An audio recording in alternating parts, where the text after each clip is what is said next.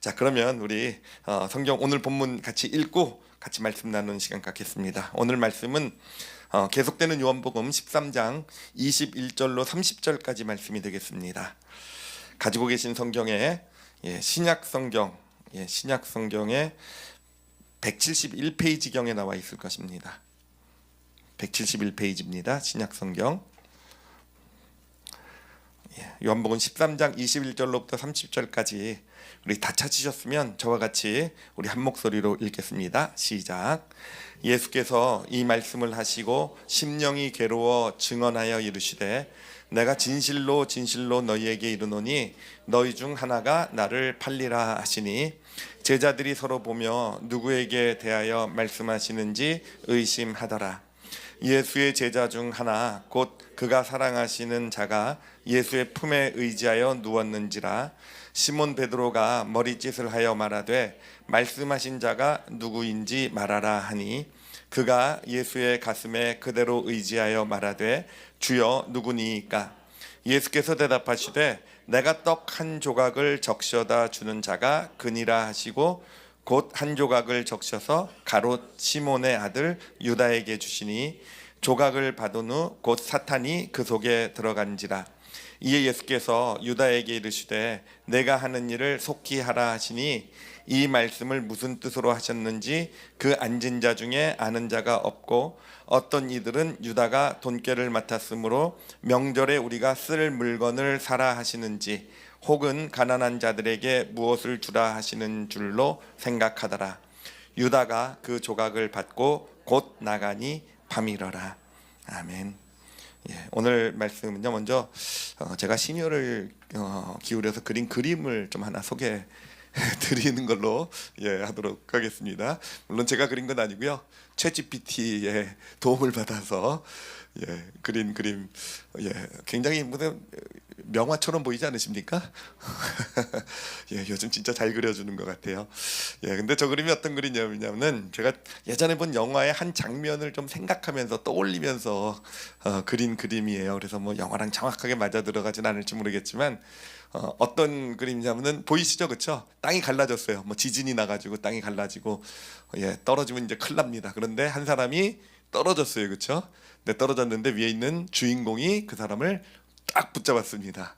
딱 붙잡았는데 이 떨어진 사람이 왜 떨어지고 나서 지금 눈길이 어디를 향하고 있습니까? 시선이요? 뭔가 잔을 향하고 있죠, 그렇죠? 저게 이제 그 영화에서 뭐 성배라고 얘기를 하고 예수님이 뭐 성찬 때 쓰셨던 그릇이다라고 되게 귀한 거죠, 그렇죠?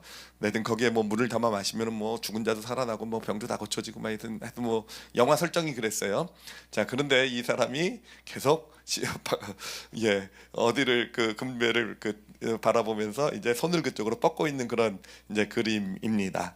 자, 저 그림을 좀 마음에 간직하세요. 그리고 한번 생각해 보세요. 저 지금 절벽에 매달려 있는 남자가 떨어져 죽었을까 아니면 살아났을까? 어떻게 됐을지에 대해서 저 그림을 보면서 영화 생각하지 마시고요. 그림을 보면서 한번 여러분 짐작을 한번 해보시기 바랍니다. 자, 그러면 저 그림을 마음에 딱 담으시고 오늘 이제 가룟 유다에 대한 이야기를 같이 좀 생각을 해보도록 하겠습니다. 가룟 유다, 인류 역사상 가장 저주받은 인물로 평가되는 사람이죠, 그렇죠? 여기 중에서 가룟 유다처럼 삶을 살기를 원하시는 분 아무도 안 계실 줄 믿습니다, 그렇죠? 예수님을 팔아먹은 십자가를 지시게 만든 어떤 그런 그 배신의 아이콘 같은 인물이 바로 가룟 유다. 우리 크리스찬님은 다 싫어하는 인물이 가룟 유다인데 오늘은요 한번 이 가룟 유다에 대한 좀 변명을 좀 한번 해보려고 해요. 변명을. 이 가룟 유다가 정말 그 길을 걸어가게 되잖아요, 그렇죠? 예수님을 배신하는 길을 걸어가게 되는데 왜 그 길을 걸어가게 되었는지를 좀 가룟 유다의 입장이 돼서 좀 한번 변명을 좀 한번 해보려고 합니다. 그래서 그게 진짜 변명이 되는지 왜 그 길을 걸어가게 되었는지를 한번 같이 살펴보도록 하겠고요. 그러면서 이제 이 사건을 통해서 우리에게 주시는 그 메시지를 같이 좀 나누는 시간을 갖도록 하겠습니다. 자, 먼저 이 오늘 본문을 우리가 좀 살펴보려고 합니다. 오늘 본문은 이제 가룟 유다가 예수님을 팔아먹기로 최종 결정을 한 그런 예, 그래서 팔아먹으러 나가게 된 어떤 그런 장면을 보여주고 있는 그 이야기를 담고 있죠, 그렇죠? 그래서 어떻게 진행이 되었나 아까 읽으셔서 대충 감은 오시겠는데 간단하게만 좀 짚어드리면은요, 그 시작 부분에 보면은 요한복음 3장 13장 21절에 이렇게 나오고 있습니다. 예수께서 이 말씀을 하시고 심령이 괴로워 증언하여 이르시되 내가 진실로 진실로 너희에게 이르노니 너희 중에 하나가 나를 뭐라고요? 팔리라 하시니. 그러니까 예수님께서 이 성만찬 자리에서 이제 제자들 발까지 다 씻기고 나서 그리고 나서 예수님께서 먼저 말을 꺼내신 거예요. 너희 중에 하나가 나를 팔리라라고요. 자, 이 얘기를 들었을 때 누가 제일 마음에 찔렸을까요? 뻔하죠, 그렇죠? 예, 팔려는 마음이 있는 가룟 유다가 찔렸겠죠. 혹시 아시는 게 아닐까? 예, 찔렸겠죠. 아무한테도 얘기한 적도 없는데. 자, 그런데 뭐 나머지 제자들은 어떻겠습니까? 궁금했겠죠, 그렇죠? 예, 여러분 중에서 하나가 저를 팔 겁니다, 내일이요. 예, 그럼 여러분 혹시 누군지 궁금하지 않으시겠습니까? 혹시 이 장로인가? 저 장로인가? 뭐 이렇게, 그렇죠? 예, 하여튼 그래서 이제 궁금해하고 있는데 베드로가 이제 물어봅니다. 예수님하고 가장 가까이 앉아 있었던 요한에게, 그 제자 요한에게 머리짓을 했대요. 그러니까 머리를 한번 끄덕끄덕 했는 것 같아요. 야, 좀 한번 물어봐. 이렇게, 그렇죠? 말을 못하고 한번 해봐. 그랬더니 이제 요한이 예수님께 누구냐고 물어보게 되니까 예수님이 대답을 하십니다. 13장 26절에요. 예수께서 대답하시되 내가 떡 한 조각을 적셔다 주는 자가 그니라. 예, 내 떡을 갖다가 적셔서 주는 사람이 그니라 하고 나서 예수님께서요 곧 한 조각을 적셔서 누구에게 주십니까? 가롯 시몬의 아들 유다에게 주셨어요, 그렇죠? 야, 이건 정말 너무도 정확하게 지적을 하신 거죠, 그렇죠? 자, 근데 제자들은 못 알아들었던 것 같아요. 왜냐하면은 이 베드로가 이게 머리짓을 했고 또 요한은 가까이서 옆에서 예수님에게 슬쩍 물어보고 한 거니까 그 제자들은 그냥 이렇게 진행되는 걸 잘 몰랐을 것 같은데, 여러분 그래도요 아마 유다만은 그 진행되는 상황을 알았을 거예요, 그렇죠? 베드로가 이렇게 하는 것도 봤을 거고요. 그러니까 요한이 끄떡끄떡거리고 예수님에게 뭔가 물어보는 거 뻔하죠. 유다는 찔리는 게 있으니까.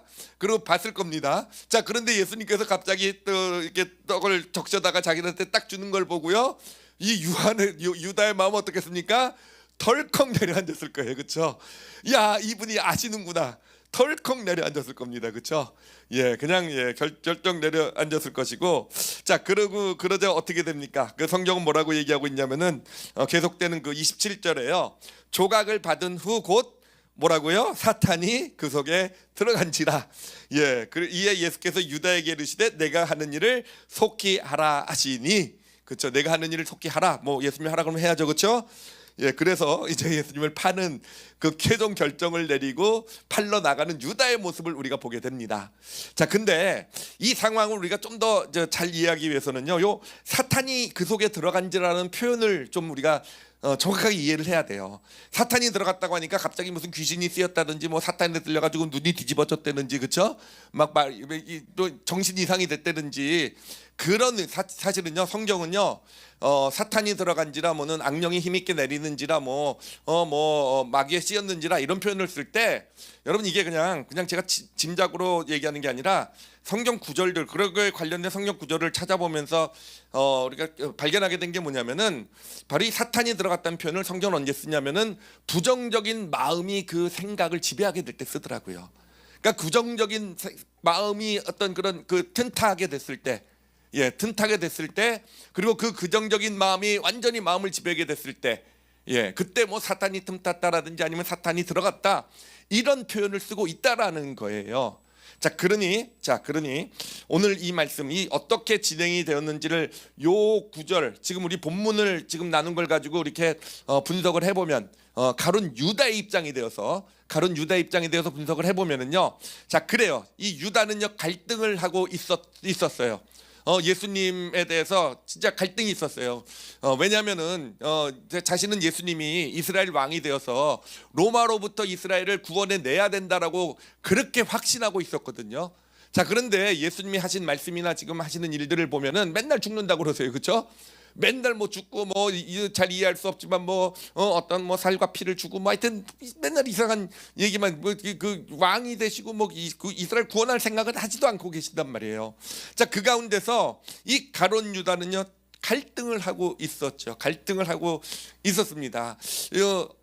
이 정말 예수님이 왕이 되셔야 되는데 그러기 위해선 내가 뭔가 해야 되는 것이 아닌가? 내가 혹시 예수님을 그렇게 팔아 먹으면 뭔가 이렇게 제사장들에게 넘겨서 예수님이 어떤 그 제사장들과 맞서게 되고 로마와 맞서게 되면 예수님이 일어설 것이고 그러면 뭔가 예수님이 죽은 자도 살리시는 예수님이잖아요, 그렇죠?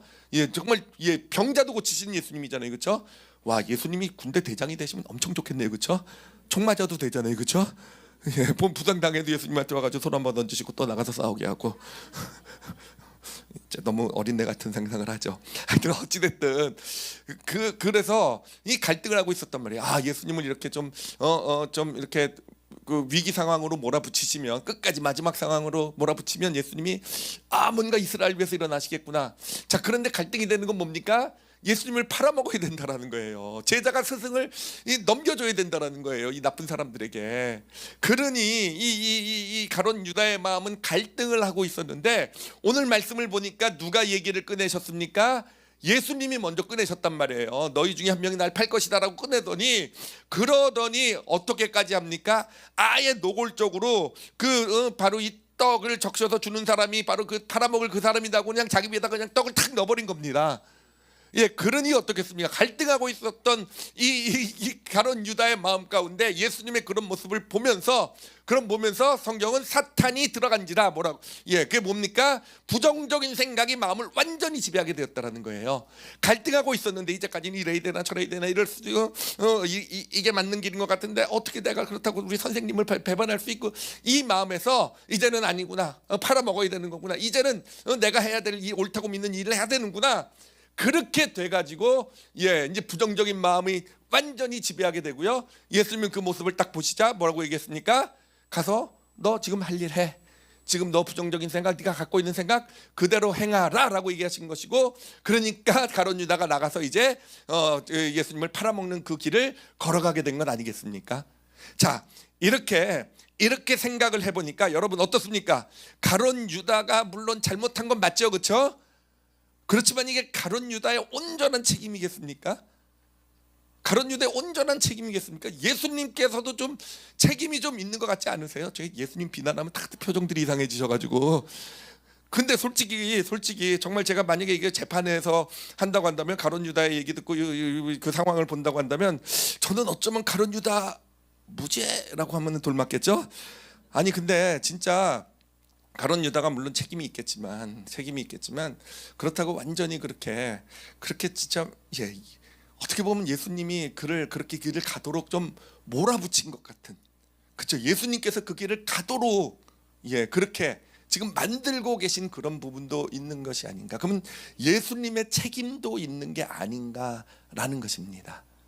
자, 그러면 이제 지금까지 가룟 유다 입장이 되어서 살펴봤어요, 그렇죠? 그러면 공평하기 위해서는 누구를 또 변호해 드려야 되겠습니까? 예수님을 좀 변호해 드려야 되겠죠. 그래서 예수님을 한번 좀 변호를 좀 한번 해보도록 할게요. 예수님 왜 그러셨을까? 왜 마지막 최후의 만찬 자리에서 이제 최후의 만찬 다 제자들 발까지 다 씻겨주고 분위기 좋았는데 왜 마지막 자리에서 가룟 유다를 마치 내어 쫓듯이, 그렇죠? 가서 예수님을 팔아먹을 일을 하도록 어떻게 그렇게 부추기신 거, 왜 그렇게 하셨을까라는 겁니다. 왜 그러셨을까라는 거예요. 도대체 왜 그러셨을까? 자, 왜 그러셨는지를 이해하기 위해서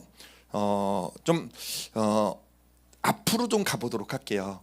그러니까 이 가룟 유다가 처음 예수님을 에 대한 부정적인 생각을 품었던 시기가 있었어요. 그게 언제냐면은 예수님께서 오병이어의 이적을 행하셨을 때입니다.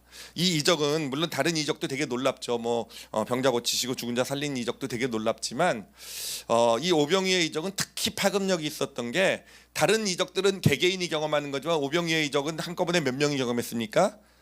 5,000명, 남자만 5,000명이고요. 전체 인원으로 따지면 한 2만 명쯤 될 거라고 얘기를 해요. 그러니까 한꺼번에 2만 명이 그 놀라운 정말 떡 5개 물고기 2마리로 2만 명이나 먹일 수 있는, 군대가 되면 군량미가 필요 없겠네요, 그렇죠?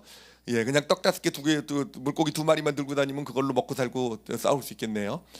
자꾸 제가 왜 어린애 같은 생각이 들죠. 하여튼 그런데 어찌됐든 이 사건요 굉장한 파급력이 있어가지고 이 사건 이후로 사람들이 진짜 수많은 사람들이 예수님을 따라다니기 시작하게 돼요. 그래서 예수님을 왕으로 세우려고 하게 됩니다. 그러니까 제자들이 볼 때에도 또 가룟 유다가 볼 때에도 드디어 때가 왔다라고 생각을 했을 거예요. 드디어 예수님이 일어서서 이 사람들 이스라엘을 이렇게 세워서 이 로마를 물리칠 때가 왔다라고 생각을 했었을 겁니다. 근데 예수님께서요 그런 자기를 따르는 수많은 사람들을 보면서요 이들을 다 쫓아보내 버리세요. 나는 너희가 원하는 그런 일 주지, 너희가 원하는 거 주지 않겠다라고 말씀하세요. 너희가 원하는 거, 이 땅에서의 복이고 이 땅에서의 난 너희가 원하는 거 절대로 주지 않을 것이다. 내가 너희에게 너희들에게 줄 수 있는 거는 내 살과 피뿐이다, 십자가뿐이다 라고 이렇게 말씀을 하신 겁니다. 그러니까 사람들이 그 이야기를 듣고 실망을 해서 예수님을 다 떠나가게 돼요, 진짜. 그리고 성경을 보면 12 제자만 남았다라고 이렇게 되어 있습니다. 자, 그런데 12 제자만 남았는데 성경은 뭐라고 기록을 하고 있냐면은 요한복음 6장 70절 71절을 제가 읽어드릴게요. 예수께서 대답하시되 내가 너희 12를 택하지 아니하였느냐? 그러나 너희 중에 한 사람은 뭐라고요? 마귀니라 하시니 이 말씀은 가롯 시몬의 아들 유다를 가리키십니다. 그는 12 중에 하나로 예수를 팔자 잃어라 라고 되어 있어요. 자, 이제 우리가 이 말씀도 좀 정확하게 이해할 수가 있어요. 너희 중에 한 사람은 마귀니라라고 얘기한 건 뭐겠습니까? 예, 내가 너를 보니까 죄송합니다. 머리에 뿔 났어 뭐 이런 얘기가 아니에요. 예, 머리에 뿔 났어. 예, 성도 쳐다보고 설교하면 시험에 들어요, 그렇죠? 하늘을 보고 해야 됩니다. 예, 너 머리에 뿔 났, 너 마귀야 이런 의미가 아닌 거예요. 아까 사탄이 들렸다, 마귀가 틈탔다, 이거 다 뭐라 그랬습니까?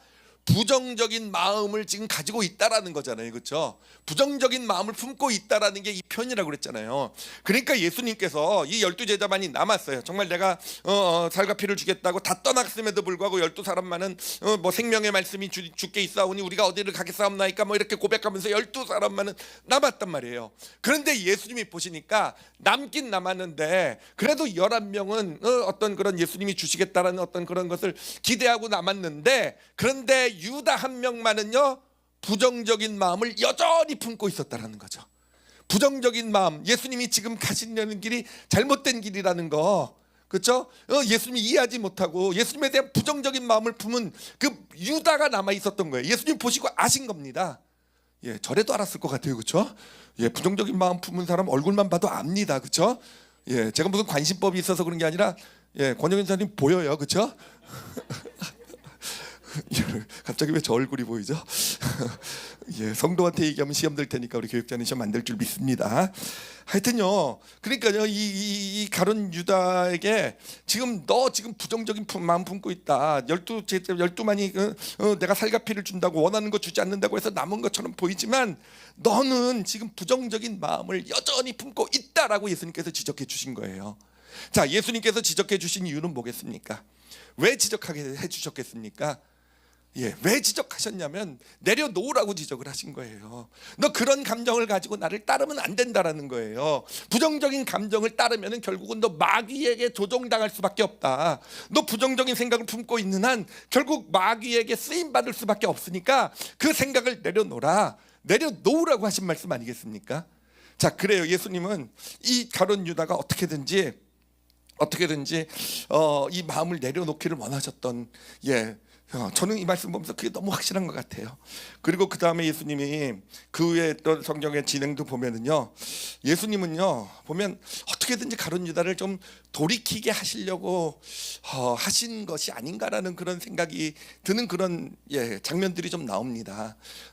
특히 돈꾀를 맡겼다고 돼 있어요. 그 이후로 보니까 이제 가룟 유다가 돈꾀를 맡았다. 예, 그러니까 돈을 괴짝으로 들고 다니셨던 모양이에요. 예, 그 의미는 회계를 맡기셨다라는 거죠. 살림을 맡기셨다, 돈을 맡기셨다는 거겠죠. 그러니까 여러분, 그 당시에 돈을 맡겼다는 건 지금도 그렇지만요, 가장 신뢰한다는 의미예요. 나는 너를 믿는다라는 거, 나는 너를 신뢰한다라는 거. 그러니까 부정적인 마음을 품고 있는 가룟 유다를 보면서 예수님은요 계속 메시지를 전하는 거예요. 나는 너를 신뢰하고 믿는다. 너를 믿는다라는 메시지를 보내신 거고요. 그리고 예수님이요 그 오병이어의 이적 이후에요 정말로 놀라운 가르침들을 많이 주세요. 십자가의 의미에 대해서, 십자가가 어떤 길인지, 어떤 온 인류를 위해서 오신 예수님의 그 모습, 예수님이 떠나는 것이 얼마나 놀라운 축복이 되는지, 정말 그런 십자가에 대한 가르침들을 많이 주시는데, 여러분, 예수님이 그 가르침을 가룟 유다가 없을 때만 주셨을까요? 제자로 보니까 가룟 유다가 어디 있죠? 화장실 갔다. 니네 잠깐 모여. 제 화장실 갔으니까 내가 좀 비밀을 알려줄게. 아닐 거 아니에요, 그렇죠? 그래요. 그 말씀 제자들도 깨닫지만 그 중에 하나인 가룟 유다, 듣고 있는 가룟 유다도 좀 제대로 알고 깨닫고 내가 가는 길을, 부정적인 생각을 내려놓고 가기를 원하셨던 거. 제가 성경을 보면서 상상을 많이 하는데, 바로 전에 제자들 발 씻기는 사건이 있었잖아요, 그렇죠? 예수님이 가룟 유다의 발은 대충 씻기셨을 줄 믿습니다. 배신하랬는데 그렇잖아요. 아니, 그렇지 않았을 것 같아요. 오히려 가룟 유다, 아직도 여전히 부정적인 마음에서 헤어나지 못하고 있는 가룟 유다의 발을 누구보다도 좀 정성스럽게 씻겨주신 분이 예수님이 아닐까라는, 이거는 제 그냥 예수님을 이제 알아가면서 이제 제가 생각하게 되는 그런 내용이 되는데요. 하여튼 어찌됐든 예수님은요, 보면 끝까지 가룟 유다를 놓지 않고 포기하지 않고, 제자 중에 하나로서 똑같이, 아니 어떤 때는 좀 더 신뢰, 사랑을 보여주면서 어떻게든지 그 부정적인 생각을 돌이키려고 노력하셨던 분이 예수님이십니다. 자, 그런데 이제 성찬, 마지막 성찬 때가 되었어요. 요한복음 13장 2절을 보니까 이렇게 되어 있어요. 그 시작이야, 성찬의 시작에 나오는 글인데, 구절인데, 마귀가 벌써 시몬의 아들 가룟 유다의 마음에 예수를 팔려는 생각을 넣었더라. 그러니까 여전히 예수님을 팔려고 하는 어떤 그런 갈등, 이 부정적인 마음을 가룟 유다는요 극복하지 못하고 있었던 거예요. 그리고 예수님은 그것을 보신 것입니다. 그리고 나서 이제 마지막 최후의 만찬에도 마지막 순간이 되었을 때, 예수님께서는 이제 가룟 유다를 지목하셨고요. 너희 중에 하나가 날 팔 것이다. 그리고 떡을 떼서 주셨고요. 바로 너다. 그리고 결국은 그것으로 가룟 유다는 사탄의 온전한 지배를 받게 돼요. 부정적인 생각이 완전히 마음을 채우게 되고, 그래서 떠나가게, 예수님을 팔아먹는 길을 가게 됩니다.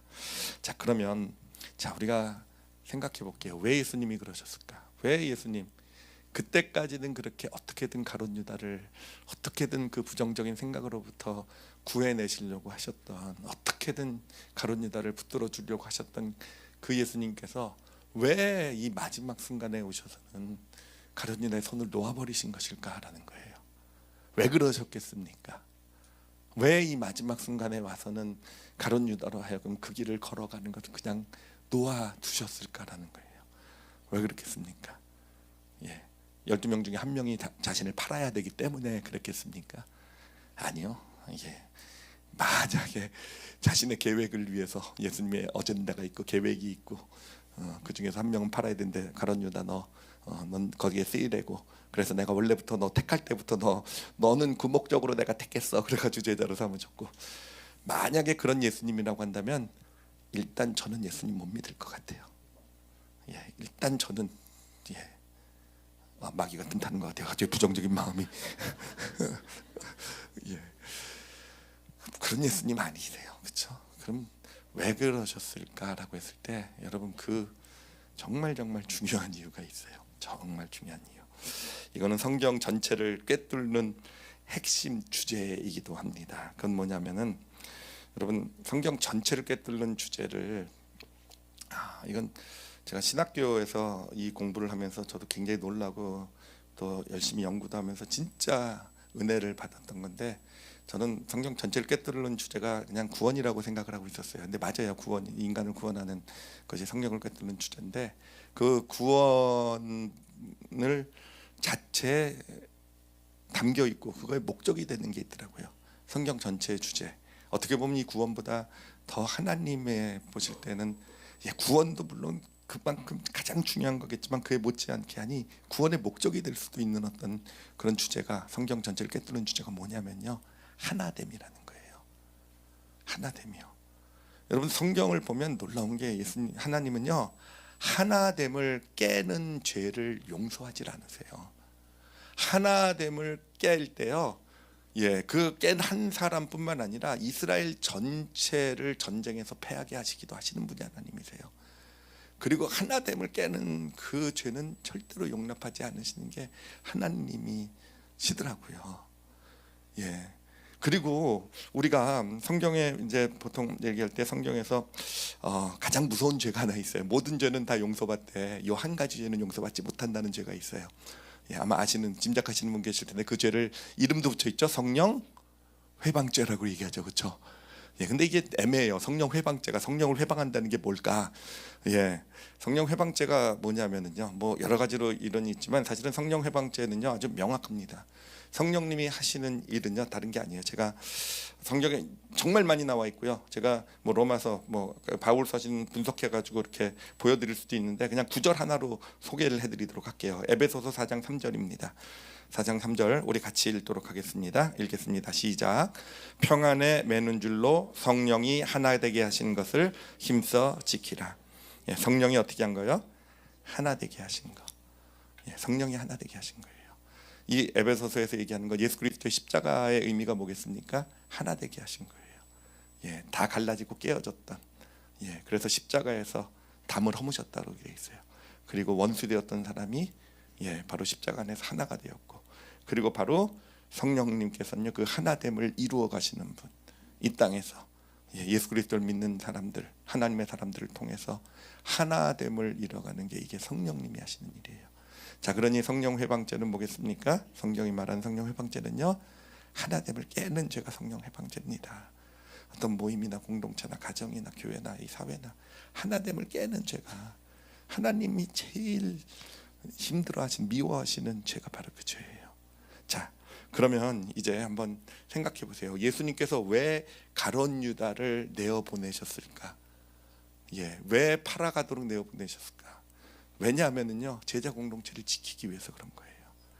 예수님이 계실 때는요, 예수님이 계시기 때문에 이제 가룟 유다 기회도 주시고 사랑도 해주시고 하시면서 어떻게든 가룟 유다를 살려보려고 하셨던 예수님이시지만, 예수님이 이제 떠나시잖아요, 그렇죠? 이제는 십자가를 지고 죽으시고 부활하시고 승천하셔서 하늘로 가세요. 그러면 이제 12명의 제자들만 남게 됩니다. 그 중에 리더가 누굽니까? 베드로예요, 그렇죠? 베드로 같이 우직하고, 그렇죠? 그렇잖아요. 베드로 대충 이미지가 짐작이 되시죠, 그렇죠? 그냥 물 위에 뛰어내려면 뛰어내려서 빠져가지고 허부적거리고 뭐 이런 베드로, 그렇죠? 기억나시죠, 그렇죠? 사실 여러분, 베드로 같은 사람은요 가룟 유다와 같은 사람을 절대로 이기지 못합니다. 그죠? 가룟 유다와 같은 사람 절대로 이기지 못해요. 만약에 가룟 유다가 그 공동체에 남아 있었다고 한다면, 제자 공동체에 남아 있었다고 한다면, 여러분 이 제자 공동체가 어떤 공동체입니까? 예수님께서 이 땅에 부활하시고 십자가를 지시고 승천하시구나 하면서 3년간의 공생을 통해서 사실 어떻게 보면 유일하게 남긴 공동체라는 거예요. 이제 이 제자 공동체가 이제 하나가 되어서 함께 복음의 길을 전하면서 이 땅에 예수 그리스도의 복음을 전하는 그런 사명을 감당해야 되는 그런 공동체인데, 만약에 가룟 유다가 여기 남아 있었다고 생각을 해보세요. 그들이 하나가 되어가지고 복음의 소망을 가지고 나가겠습니까? 아니요. 가룟 유다의 부정적인 생각, 부정적인 마음은 전파력이 있잖아요. 그것이 가지고 예수님이 안 계신 공동체 아마 갈갈이 찢어지고 나눠지게 되고요, 복음 증거의 사명도 다 날아가게 되었던 거예요. 여러분, 예수님께서 제자 이 가룟 유다를 내어 보내실 수밖에 없었던 이유가 바로 여기 있는 겁니다. 공동체 하나됨을 지키기 위해서 예수님께서 3년을 통해서 정말 마음을 다해서 만들어 세워놓은 어떤 믿음의 공동체 하나됨을 지켜내기 위해서 예수님도 어쩔 수 없이요, 아니 어떻게 보면 저는요 예수님이 마지막 기회를 가룟 유다에게 준 것 같아요. 이제 최후의 만찬 자리가 끝나고 나면 십자가를 지셔야 되는데, 이제는 예수님께서 더 이상 제자들과 함께 있지 않은데, 이제 예수님께서는요 그렇기 때문에 이제 가룟 유다에게 마지막 결정을 내리도록 해야 되는 겁니다. 그래서 예수님께서 먼저 이야기도 꺼내내신 것이고요. 너희 중에 한 사람이 날 팔 거고 내가 알고 있고, 그리고 다른 제자들은 모르게 가룟 유다에게만은 바로 너잖아라고 내가 알고 있잖아. 그러니 이제는 돌이키든지 아니면 네가 가야 될 길을 가든지 둘 중에 하나를 하는 선택의 기회를 주신 거 아니겠습니까?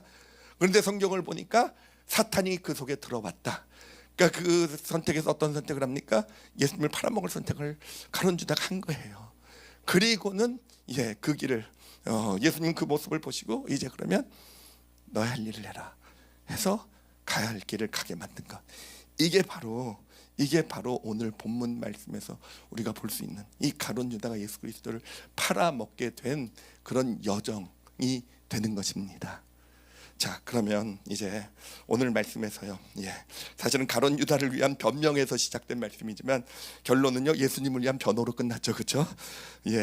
왜 가룟 유다를 내어 보내셨어야만 되는가라는 변호로 끝났는데,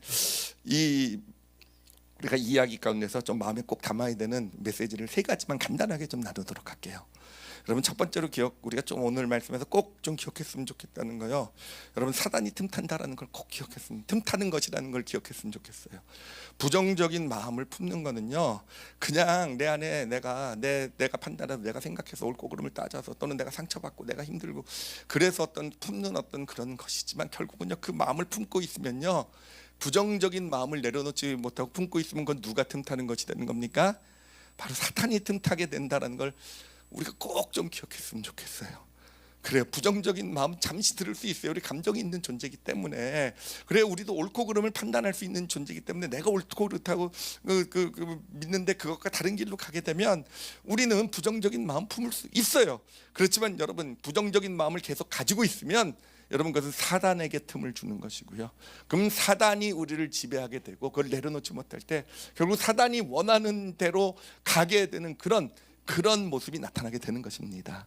자, 그런데 여러분, 이게 진짜 사탄이 틈탄 거라는 걸 알 수 있는 아주 가장 결정적인 증거가 뭔지 아십니까? 내 안에 있는 부정적인 마음에 가장 그것이 사탄이 틈탄 사단의 어떤 그런 에게 나를 맡기는 나는 결정적인 증거가요. 여러분, 그 내 안에 어떤 그 부정적인 마음 때문에 드는 어떤 부정적인 생각들이요, 어떤 하나됨을 깨는 어떤 그런 거가 된다고 한다면 여러분, 이건 100% 사단에게 틈을 내주는 겁니다. 100% 사단에게 틈을 내주는 거예요. 100%요. 그래요. 내가 하는 행동, 어떤 지금 쓰고 있는 생각이 우리 가정의 하나됨을 깼는지, 부부 사이에, 부모 자녀 사이에 어떤 하나됨을 깨는 어떤 그런 거라고 한다면, 아니면 여러분, 모임이나 공동체, 또 교회도 마찬가지예요. 내가 아무리 옳다고 생각해도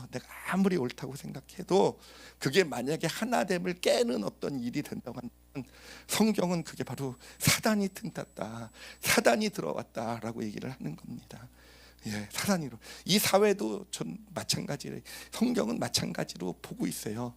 이 사회에서요, 우리는 세상은 옳고 그름을 가지고 그것을 가지고 내가 옳고 내가 맞고 저 사람 틀리고 그것을 가지고 맨날 싸우지만 사실은 뭡니까? 그것이 우리 서로를 가르고 나누고 분열시키는 제목이 된다고 한다면 그건 지금 누가 틈타고 있는 거예요? 사단이 틈타고 있는 것입니다. 그리고 우리가 두 번째로 기억해야 되는 것은 무엇이냐? 바로 하나님께서 가장 중요하게 생각하는 건요, 하나됨이라는 거예요. 하나됨이라는 거예요.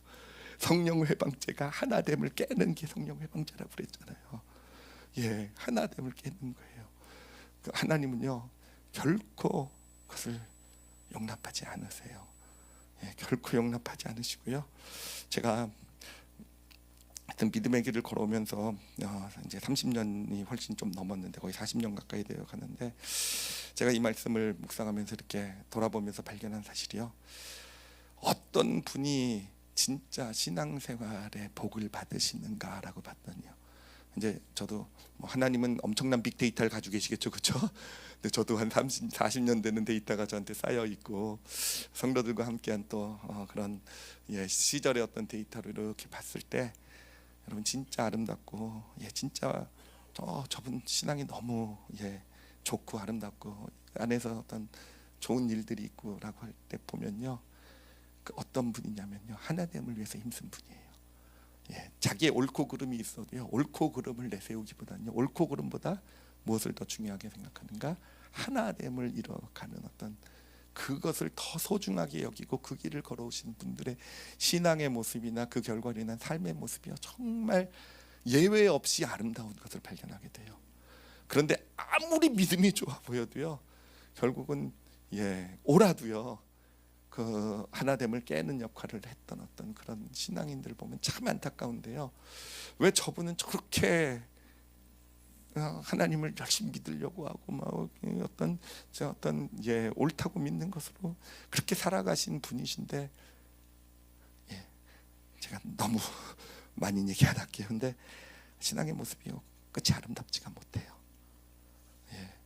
여러분 하나님이요 우리에게 분별하라고 얘기하셨을 때도 보면은요, 옳고 그름을 분별하라는 말씀보다요 어떤 것이 선한지를 분별하라고 말씀을 하고 계세요. 선한 것. 그리고 하나님의 선은 무엇입니까? 가장 그 선은요 하나됨이에요. 하나됨. 마태복음 5장 9절에도요 그렇게 얘기를 하고 있습니다. 하나님 우리에게 주신 복 중에서 이런 복이 있죠. 화평케 하는 자는 복이 있나니 그들이 뭐라고요? 하나님의 아들이라 일컬음을 받을 것이며. 하나님의 아들은 누구십니까? 예수님이시잖아요. 예수님은요 십자가의 길을 왜 걸어가셨습니까? 옳고 그름을 따지려고 걸어가신 길 아니에요. 넌 틀렸고 내가 맞고, 너희들에게 넌 이랬으니까 잘못됐고, 그를 보여주는 길이 십자가가 아닙니다. 예수님은요 자신의 옳고 그름을 다 내려놓으시고요 화평케 하는 길, 하나됨의 길을 걸어가신 분이 바로 예수님이에요. 예수님이에요. 우리가 하여튼 오늘 말씀에서 우리가 좀 꼭 기억해야 될 두 번째는 뭐냐면, 하나님은요 하나됨을 가장 소중하게 여기세요. 가장 우리 크리스찬에 정말 하나됨을 우리가 힘써 지킬 때, 비록 내가 옳고 내가 맞고 저 사람이 틀린 것 같고 그렇단다 할지라도 우선순위가 내 옳고 그름보다는 하나됨에 있게 될 때 하나님 기뻐하시는 줄 믿습니다. 그리고 그것을 하나님이 축복으로 받으시고 그 삶을 세워가시는 놀라운 역사를 우리가 믿음의 길에 경험하게 될 것을 믿습니다. 그리고 세 번째, 이제 사실 오늘 꼭 나누고 싶은, 여러분 뭐 다 잊어버리시더라도 꼭 하나 좀 기억하게 하고 싶은 것이요, 제가 시작 때 보여줬던 저의 걸작입니다. 다시 한번 보겠습니다. 저 그림에서 여러분 저 밑에 매달린 사람이 절벽에 떨어졌을 것 같습니까? 아니면 살아남았을 것 같으십니까? 영화에서는요 떨어져 죽어요. 왜 떨어져 죽는지 아십니까? 이 사람이요 주인공이요 꽉 붙잡아주고요 절대로 놓지 않겠다고 꽉 붙잡아줘요. 이 사람도 처음엔 마주 잡았어요. 마주 잡았는데 그 시선이 어디를 향하게 됩니까? 성배를 향하게 돼요. 근데 참 신기한 게, 성배를 향하고 그러니까 손이 예수님 쪽이 아니라 성배 쪽을 향해 뻗어지게 돼요. 그러면서 예수님이라 주인공을 잡은 손이 힘이 약해지게 되고요. 그래서 결국은요 그 손에서 미끄러져 나가서 떨어져 죽게 됩니다. 제가 저 광명을 보면서 너무 큰 깨달음을 받아 가졌어요. 저게 믿음의 길이구나. 여러분 예수님은요 우리를 절대로 놓지 않으시는 줄 믿습니다.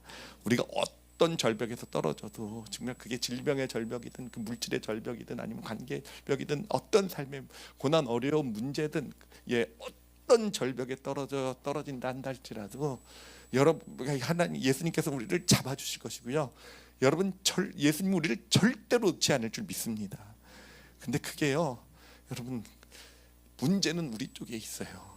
우리도 예수님을 마주 잡아야 돼요. 마주 잡아야 돼요. 마주 잡기만 하면 우리도 절대로 떨어지지 않을 수 있는데, 문제는 뭡니까? 저기 그림에서처럼 우리가 자꾸 성배에 시선이 간다는 거예요.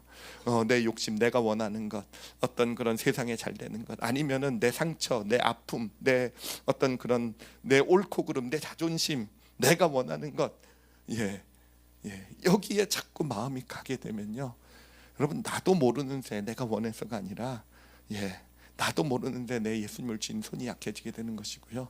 그리고 결국은 그 손에서 미끄러져서 떨어져 갈지도 모릅니다.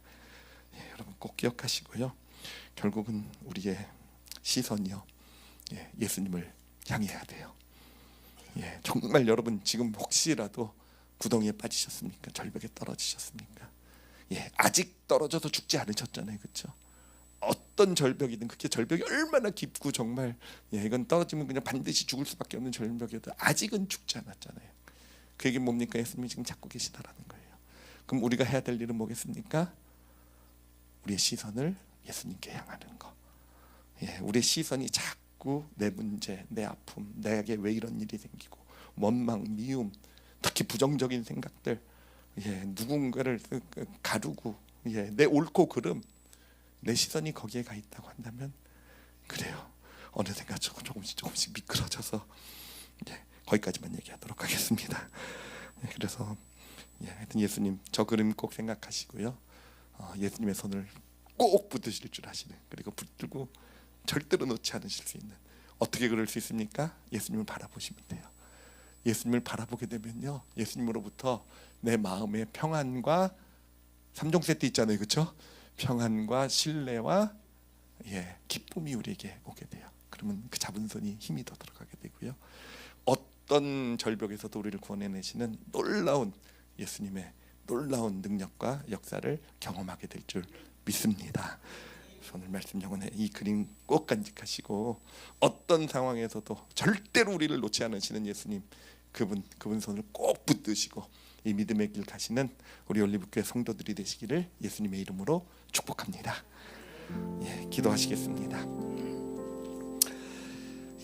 사실 오늘 말씀 사실은 되게 좀 힘든 말씀이에요. 가룟 유다의 이야기이기 때문에 사실은 참 힘든 이야기지만, 사실은 그러게 우리가 정말로 좀 귀담아 들어야 될, 가룟 유다가 왜 그렇게 인류의 가장 어떻게 보면 저주받은 사람으로 평가될 수밖에 없는 그 길을 왜 그렇게 가게 됐는지를 우리에게 알려주시는 정말 어떻게 보면 중요한 깨달음이 됩니다. 그래서 여러분 기억하세요. 진짜 부정적인 마음이라는 거는요, 그냥 내가 품어도 되고 내가 맞는 거니까, 정당한 거니까, 그렇게 그냥 우리 마음을 맡겨둬야 될 그런 것이 절대로 아닙니다. 부정적인 마음이요, 특히 너와 나의 사이를 가르고 우리의 사이를 가르고 우리 모임이나 공동체나 또 이 사회나 그것을 분열시키고 갈등으로 만들어가는 이 부정적인 마음은요, 반드시 내려놔야 돼요. 반드시 내려놔야 됩니다. 왜 못 내려놓습니까? 우리의 내 옳고 그름, 내 논리에 집중해서 그래요. 하나님이 정말로 중요하게 생각하는 게 뭐라고 우리 오늘 깨달았죠? 하나됨이에요. 화평케 하는 자, 그게 예수님이 걸어가신 길이고, 우리가 그 길을 걸어갈 때 너도 내 아들이다, 내 자녀다, 그 길이에요. 우리가, 여러분 혹시 지금의 어떤 그런 부정적인 마음이 좀 있다고 한다면 이 시간이 좀 내려놓는 시간이 될 수 있었으면 좋겠어요. 방법은요, to 바라보는 거예요.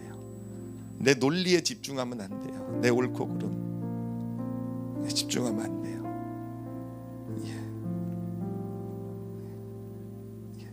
예수님 우리를 위해 십자가를 지신, 어떻게든지 하나됨을 이뤄가기 위해서 자신의, 다 죄인들이잖아요. 자신 돌 던지고 침 뱉고, 그들 아무 말도 안 하셨어요. 옳고 그름 다 짓지 않으시고, 어떻게든 저들 하나됨을 이루게 하시기 위해서 하나님과 화해시키고 또 서로 화해하게 하기 위해서 걸어가셨던 길 십자가, 그 예수님을 좀 마음에 품으세요. 시선을 예수님께 드리고, 그리고 이기세요. 사단에게 삶을 맡기지 마시는 우리가 되기를 원합니다. 그리고 혹시라도 지금 절벽에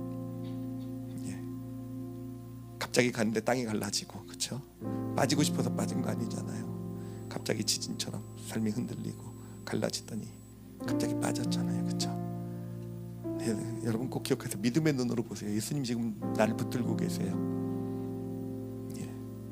좀 믿음의 눈으로 이 시간 좀 상상하시면 좋을 것 같아요.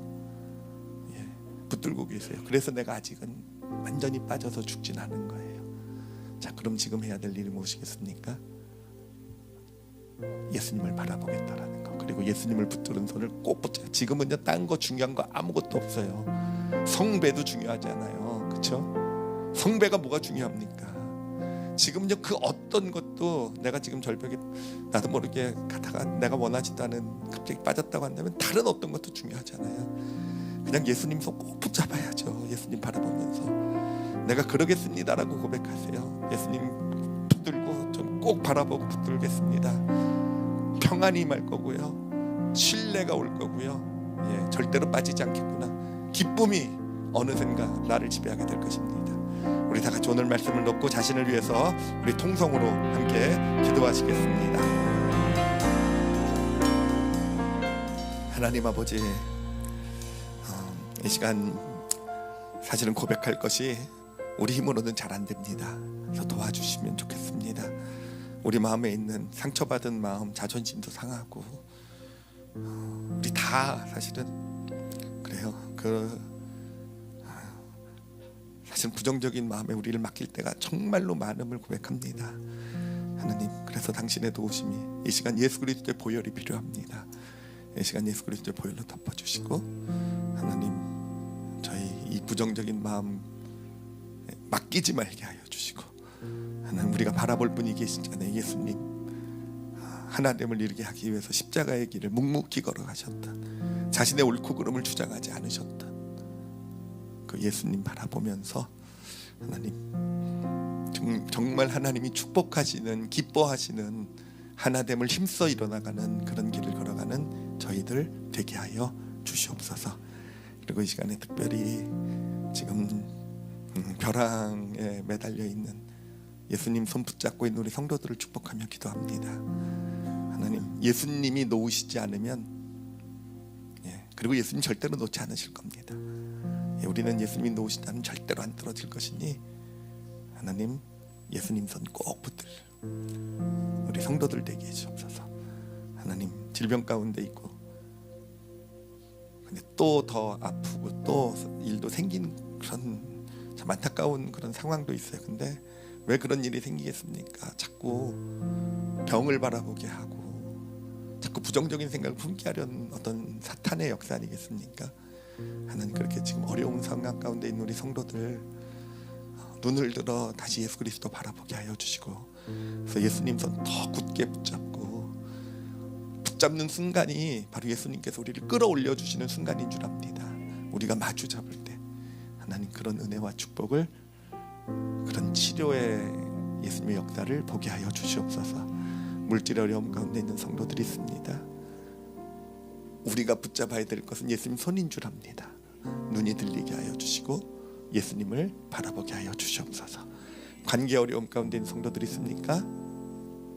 예수님의 손 꽉 붙들게 해주시고, 그래서 예수님께서 가장 기뻐하시는 하나됨을 십자가를 통해 이루셨다고 하셨어요. 그 하나됨의 놀라운 관계 회복이 이루어지는 그 축복을 보게 하여 주시옵소서. 감사드리며 예수님 이름으로 기도드렸사옵나이다. 아멘.